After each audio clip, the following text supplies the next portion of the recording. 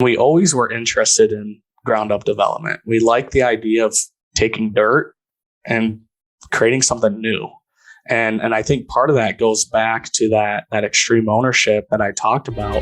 Are you a real estate investor looking to break into the multifamily investing space? Have you heard of MFIN Con happening in Charlotte, North Carolina, June 23rd through the 25th? The Multifamily Investor Nation Convention is a place to learn from over 60 plus high-level apartment investors and also to network with over 700 investors. If that's not enough for you, Shaquille O'Neal, Barbara Cochran, and Jocko Willink will be live and in person speaking at this event. Be sure to secure your tickets to this live in-person event as the tickets are going fast. You can even upgrade your ticket to the VIP to have the opportunity to rub shoulders with these high-level speakers, including myself. After their session, Jocko Willink will also be attending the VIP party on Friday night at the event.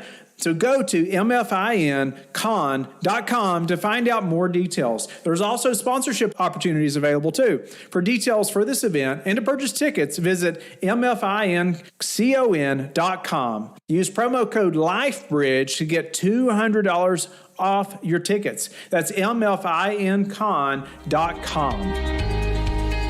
It seems I'm hearing more and more people talk about ground up development. Our guest today, he jumped right into ground up, and he's going to tell you why he chose that path. Also, how not everyone's path is the same at getting into the syndication business. And I think you're going to learn a lot and be motivated by his path and his story getting into ground up and why they chose the way that they did and how they were successful at it and have been successful. He's also going to go into how he's been successful in a Meetup. I mean, and if you've thought about a thought leadership platform in any way, you need to hear the end of this show as well. Or if you're thinking about ground up, you need to hear the whole thing. But our guest today is Dallon Schultz. He's the owner and founder of both Rev Real Estate and Rev Equity Group. Dallon provides the tools, resources, and relationships necessary to accelerate people's way to financial freedom through investing in apartments and self-storage assets.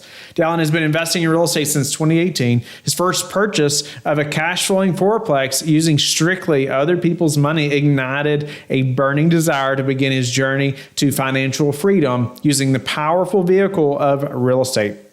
He also hosts one of the largest monthly gatherings focused on exclusively or multifamily investing in the state of Arizona. So he's going to get into that, but he's also going to get into many details about ground up development that whether you are active or passive, you're going to want to know.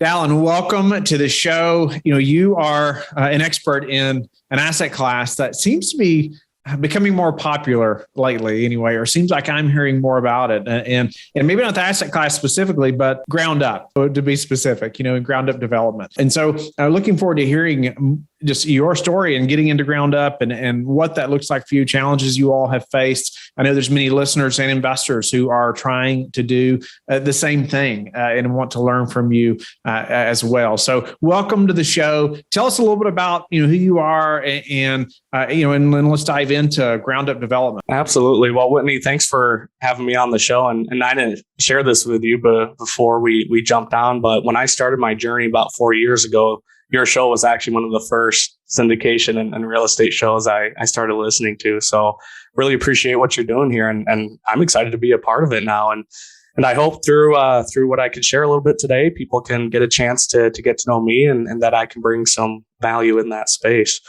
A little background on me, just quick high level, because I know there's more interesting things to talk about, like the real estate. I actually have a background in nursing. I have a bachelor's in nursing. And I started getting into real estate about 4 years ago. And through some stuff that I went through and the transitional process, it took time to transition out. But I've been full-time real estate about 2.5 years now. And what it ultimately came down to is that I wanted to take control of my life and my future. And when you're working for someone else, you can't. You don't. There's so many things out of your control. And even in real estate, we all know that there's plenty of stuff out of our control, but there's a lot more that we can control. And ultimately, I just wanted extreme ownership for my future. If things weren't going as planned, I got no one else to blame but myself. And it's proven to have been working out well for us so far. So I appreciate you sharing that, because even coming from a career path, like nursing or something that you didn't just decide one day to go become a nurse and all of a sudden you got hired to be a nurse, right? I mean, it took a lot of work, right, to make that happen and dedication to get in that position. And so, I love hearing stories of people who it's like, this was a big decision, right? It was a big decision to leave that, to go full time. And even, you elaborating on why, and, you want to control over your life and future and extreme ownership. I love that as well, because I feel like I thrive the best in that type of scenario. I want it to depend on me, because then I'm like, okay, I can do this, right? I'm not waiting on someone else. I can go figure it out, right? I'll find somebody if I don't know how, right? So I love that thought process of just taking extreme ownership. And so just appreciate you elaborating on that. And so why ground up though? And maybe you can speak to getting into real estate. Was that the first thing you did? And talk about that transition a little bit. Yeah, no, not absolutely not the first thing we did, and I don't think most people consider ground up to be the entry point in. So my first real estate investment was a fourplex. And after reading Rich Dad Poor Dad, as I started my journey, like most people, that lit the real estate bug. And 2 weeks later, after reading that book, we bought our first fourplex without any of our own money. And then a couple months later, we bought a second one, and I started recognizing this was it. That's what I was looking for. The future I wanted to create was within real estate. And then I attended a syndication conference out in Texas. Never heard of the word. I always thought it was one really rich guy that bought these large apartment complexes, which is probably the case in some cases, but came to realize that majority of these purchases are done through partnerships, done through people like you and I, Whitney, that combine our resources and our networks. We together take something down much larger than we could on our own. And that excited me. So I stopped buying small multifamily and started pursuing my my course on the educational path, because I didn't know anything about syndication. And looking back, I didn't know anything buying those fourplexes either. I just knew I wanted them, and I learned a lot. I learned by doing, and as I think most people do. I just tend to jump in easier, I feel like, than a lot of people. It's easy to get caught in this analysis paralysis, especially when you're new to the space. Right. So started going down that path of education, and naturally it's value add education. All these conferences, most of them that you go to, it's, hey, here's a property, here's how you underwrite it, here's how you raise capital, go in and get it, right? So we started looking for a lot of those deals, and it's become saturated. The value add market is just ridiculous right now. And so it's been really competitive, and being new to real estate and being younger, it's difficult to gain some of that traction. So my partner and I at the time just started thinking about, okay, where do we want to be in 5 years? What was the whole reason we got into this? Where do we want to be? And we always were interested in ground up development. We like the idea of taking dirt and creating something new. And I think part of that goes back to that extreme ownership that I talked about. Like for me, I know I would take more satisfaction in taking dirt than creating this project or this product. And I understand there's a lot more work and a lot more steps involved. And I think that's why a lot of people shy away from it. But anyways, when we had this conversation, we're like, okay, where do we want to be 5 years from now? And we just envisioned ourselves doing ground up development. And this was after we felt like we were swimming upstream. We couldn't gain the traction that we were looking for in the value add space. And I see everyone in my network, they're buying a property here, buying a property there. And you start getting this negative self-talk and this negative feeling. And it really messes with your mindset a little bit, especially when you want it so bad. So we had the conversation. We said, hey, look, 5 years from now, if we want to get in ground up development, the idea was to do some value add syndication, gain some experience, and then transition over. And when we talked about it, we're like, okay, well, if we went that route 5 years from now, we're still going to need to learn ground up development. Like, yes, we'll have some experience, but at that point, our investors are going to know us as value add investors. So if all of a sudden we transition to ground up development, that might be like, whoa, why'd the change? What's going on? And we understood that there was going to be a learning curve. So after talking through that and thinking about it, we're like, okay, well, what if we just started today? Because whether we start today or in 5 years, there's going to be a learning curve.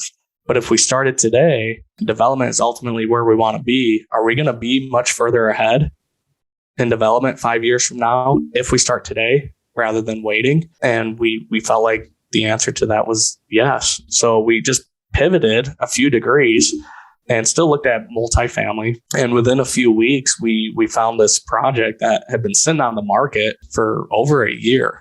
And it was a smaller deal. It was 8 units, but next to it, there was an acre of land that was already zoned multifamily. And we're like, this is it. This is the perfect entry point to get in, because these 8 units will cover the cost of the land. We're new. So the risk of getting in seemed very low to us.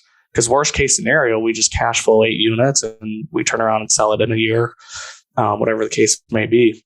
So I called up the agent and we went down there a couple of days later to just walk the exterior of the property. And we looked at this 1 acre land and figured out how many units we could build on it.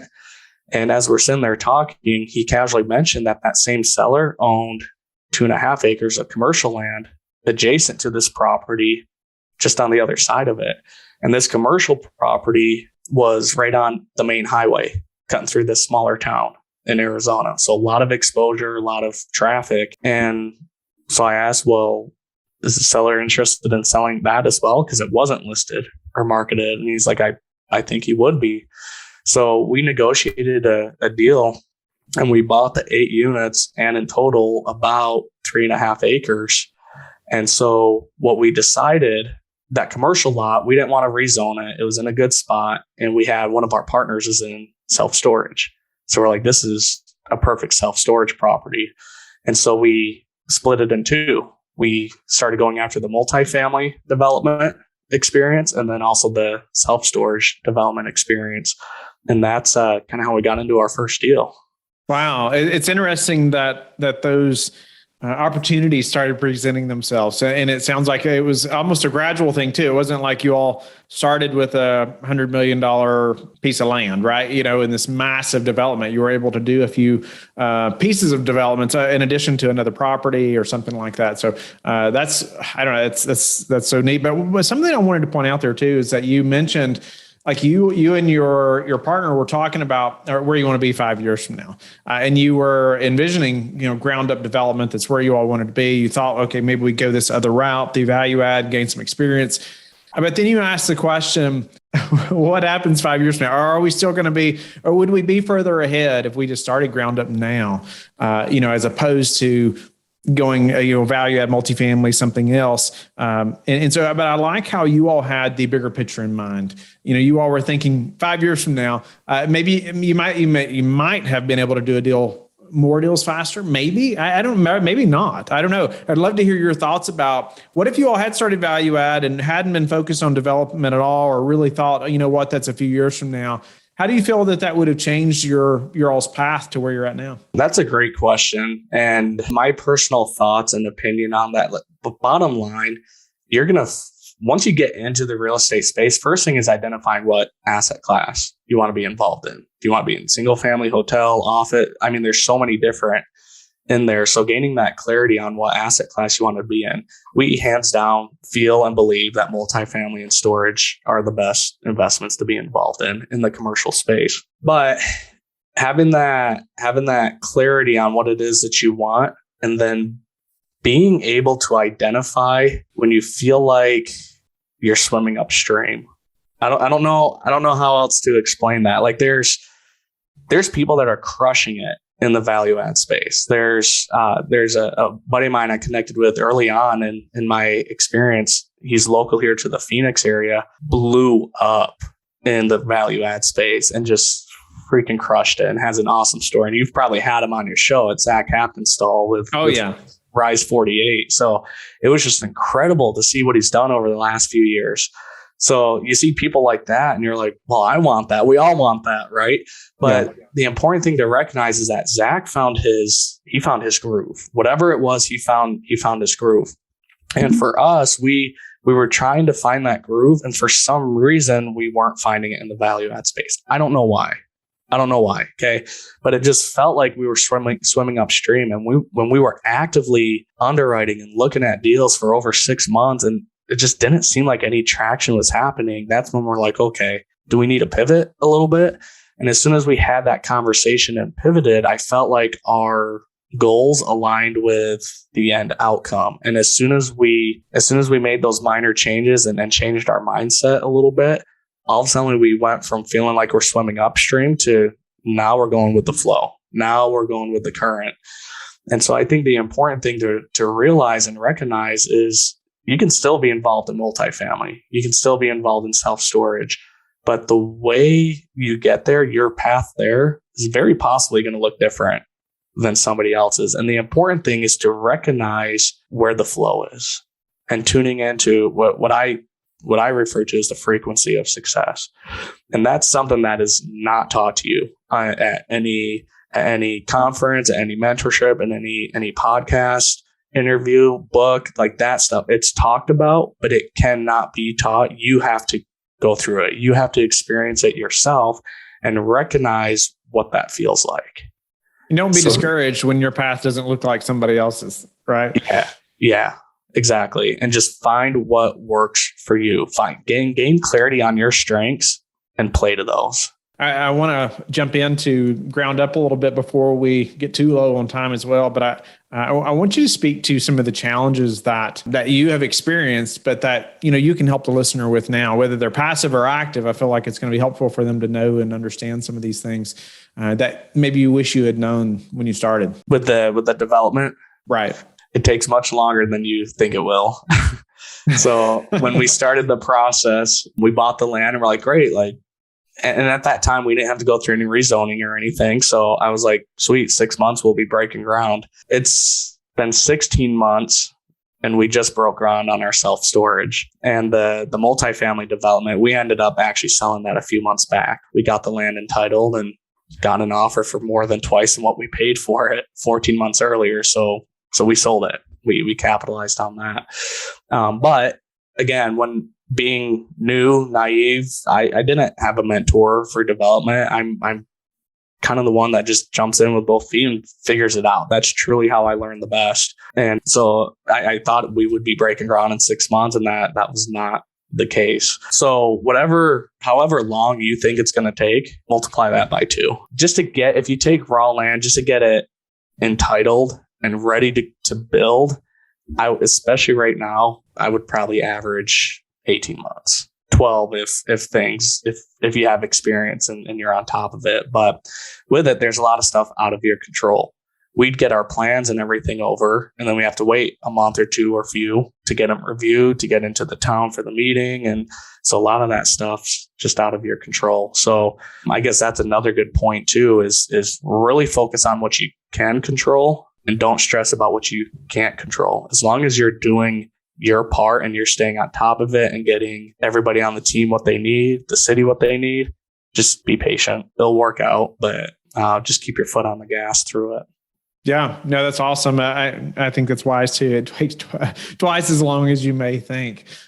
Speak to that process a little bit as far as, you buy the land and you're saying, it's going to take me twice as long, Dallon, to be able to start breaking ground. Well, what do we do during that time as far as, these investors are expecting us to break ground in 9 months, but you're telling me we should probably count on 18 months? Or how do you handle that process? And what are you doing during that time when it's like, man, it's taking so much longer? And what are your concerns, for that process? We were fortunate in that this first major development, the equity partners putting up the capital, they were in it for the long haul. They're like, yep, we know it's going to take 12 months or so to get the land ready, and then another 12 months to build or so. So they weren't looking for cash flow. They weren't looking for return. They were looking for the appreciation.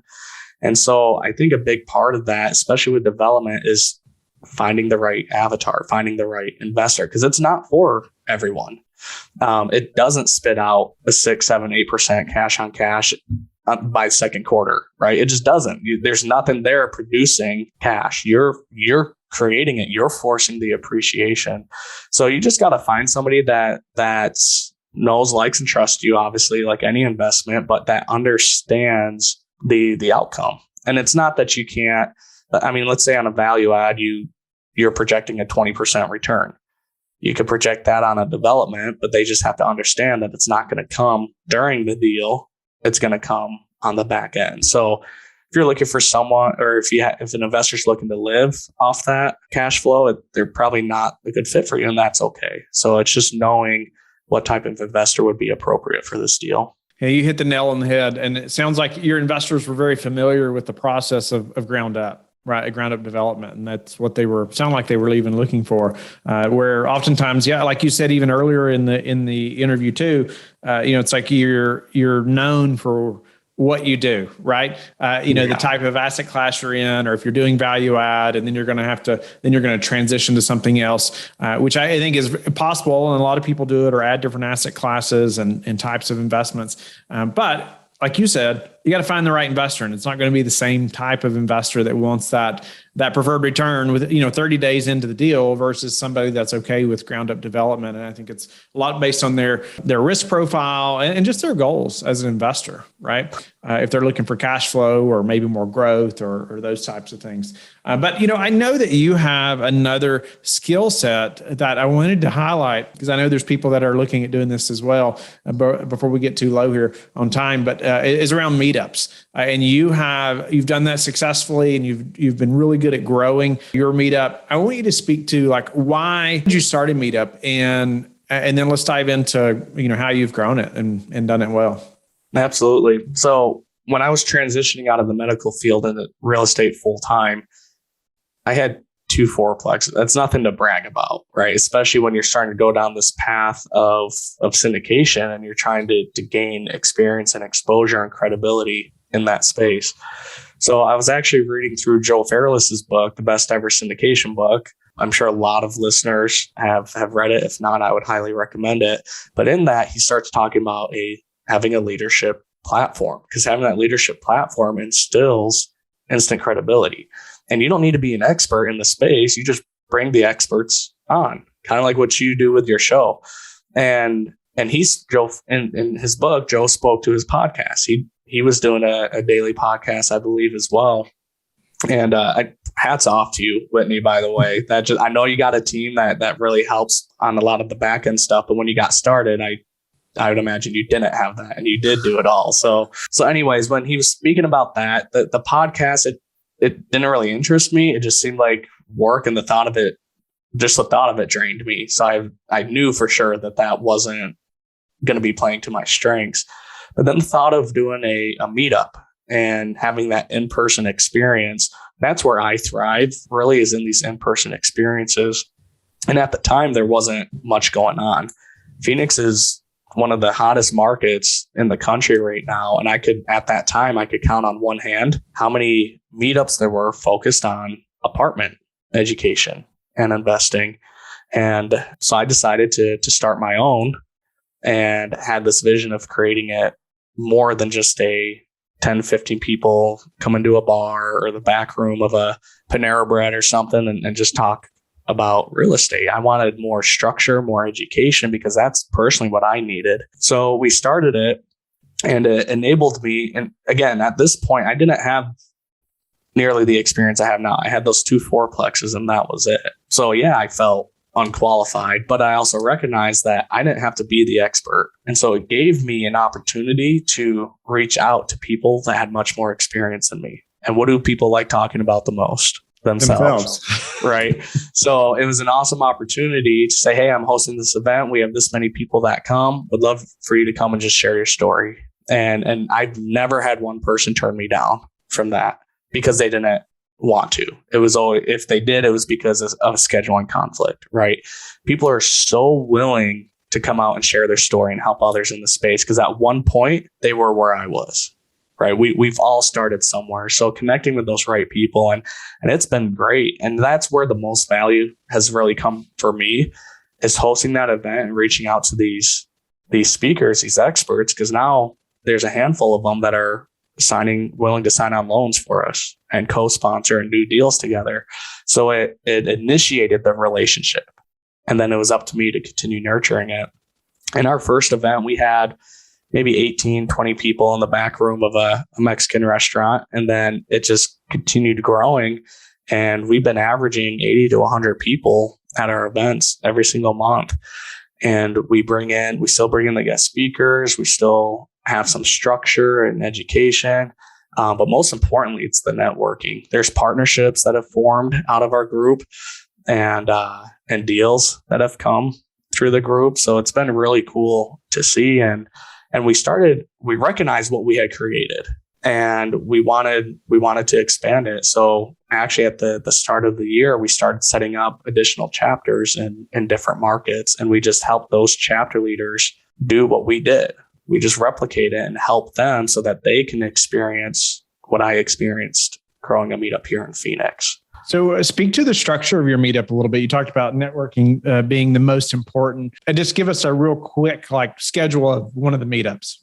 We network for a few minutes and then maybe the speaker talks for 30 minutes and then we spend this much time on this. How have you found, to be the best schedule? Yeah. So the first 30, 45 minutes is all networking. And we've actually implemented a system so people can identify kind of their personalities, where their strengths are, and they get a colored dot based on that. So we have 4 different colored dots, and based on their strengths, they throw that on their name tag.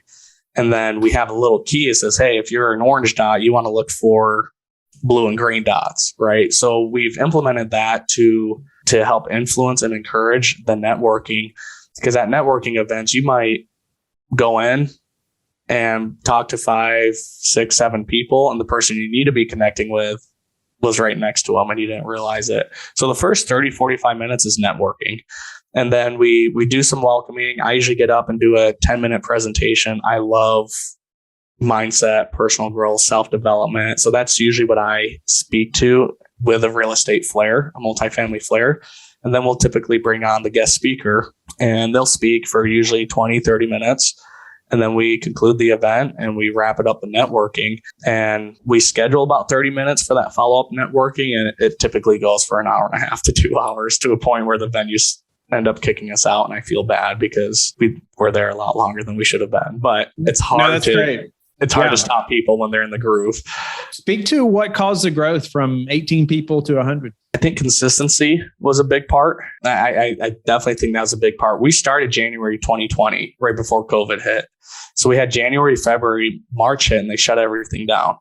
And so we didn't have an event for 2 or 3 months. And when we did come back for our first event, 5 people showed up, Whitney, and I was crushed. 5 freaking people showed up, and I had this big dream and vision of growing something bigger. But I said, you know what? I believe in what I have. I believe that this is important. Let's just keep the foot on the gas. So I think that consistency was huge.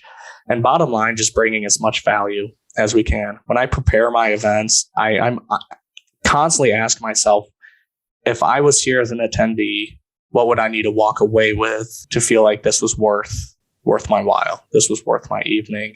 And I think just forcing that empathy within myself and putting myself in their shoes has really helped me envision and create the content and the experience that we have. In fact, we've termed it the Rev experience, because it's much more than a meetup. There's definitely a feeling and an energy that's there that you don't find at your typical meetups. That's awesome. It's great to just think that way, right? Too. And what are people coming for? What do they want when they get here? And it sounds like you've really thought through that and pushed in a big way. It's incredible. I know there's many that are listening that have thought about doing a meetup. Maybe they're hesitant, right? They haven't taken that step yet. So I appreciate you elaborating on the benefits, because there definitely are many benefits of having a meetup. And so I want to jump to a few final questions though, Dallon. And one I wanted to ask you too, relating to to development. Is why is right now the right time for development?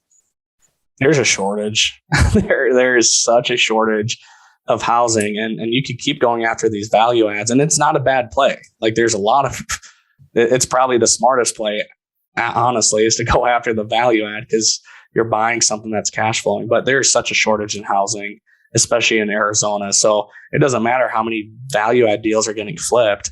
That doesn't take care of the problem of the housing shortage. For us, that's a big driving factor. And we look in markets that are appreciating. They have the population, they have the population growth, income growth, median household income growth. There's some key metrics that we look for, because construction costs are rising as well. So you got to make sure you're in the right market to be able to mitigate some of that risk. And one of the things we do as well is we underwrite the development as though it was built today. So that's one of the things our team does when we look at the numbers and the analysis, knowing that very likely it could appreciate in the 2-3 years by the time it's finished, but we're underwriting it today. And if the numbers look good, that's kind of another metric we use to move forward. What's your best source for meeting new investors right now? Best source for new investors, honestly, for me, it's been the Meetup, because people come and they get to know me and have made introductions, referrals, and in fact, another development deal that we're going to be potentially partnering on in the next week or two came through the Meetup that I hosted. So that, and then just getting out, talking to people, following up, good follow up. But people need to know that this is what you do. And that's part of the reason I left the medical field. I had a foot in two different worlds. People really need to know that this is your life, and that instills confidence. What's the most important metrics that you track? For me, the only person I'm in competition with is myself. So as far as metrics go, I don't have a specific number. It's more of a question, a daily question I ask myself. And it's, have I done more today than I did yesterday? Or have I improved? Have I learned something new today that I didn't know yesterday? So that's more of an evaluation, self-evaluation question, if you will, that I ask myself on a daily basis, just to make sure that I'm continually learning and growing. That's awesome. What about a couple of daily habits that you are disciplined about that have helped you achieve success? Exercising. In high school, Whitney, I used to exercise for the girls, right? Girls for the girls. Not anymore, man. I'm happily married, and honestly, my wife probably doesn't care what my body looks like, but I exercise now 98% for my mind. It's just it's a good way to decompress. And I just feel like if I could crush it in the gym or crush it in an exercise, that just carries on over to the business and the professional side of things. What about the number one thing that's contributed to your success? Relationships. And how do you like to give back? I love educating. I love talking. I probably do it to a fault where you got to manage your time effectively when you're in this space. But I love helping people. I love seeing that light turn on when you start talking about real estate, especially multifamily, and they all of a sudden it clicks and they get it. I love that. So I'm always willing and happy to talk to people. Dallon, it's been a pleasure to have you on the show and get to know you a little bit and just really help us to start thinking about ground up development too, and some of the challenges that you have had, but even getting into your path to getting there. I just think, you really shown a light on, hey, our path's not always the same, right? And we shouldn't be discouraged if it doesn't look like this other person that you feel is successful, right? It may not be the same way, but you even talked about focusing on your strengths as well, which is so important. But even to the point of focusing on your strengths to do a meetup. And I liked how you thought through that. It's like you love the in-person so much more. Well, I'm going to lean on a meetup versus a podcast, or, how you thought through that. And I think that's helpful for the listeners as well, and even how you were successful to grow it. So grateful for your time and having you on the show. How can the listeners get in touch with you and learn more about you? Absolutely. They can if they just want to shoot me a text, I'll throw my number out there. It's 480-486-9324, or they could shoot me an email, Dallon, that's DALLON @RevEquitygroup.com. And I'll usually respond within the day. I intentionally set up my schedule in a way so I can make myself available for people. Thank you for being a loyal listener of the show. Please subscribe and share it with your friends. We want to help you become the passive investor you've always wanted to become, but also the operator you've always wanted to become. We want to be the number one resource for your real estate investing journey. But go to lifebridgecapital.com where you can start investing in real estate today.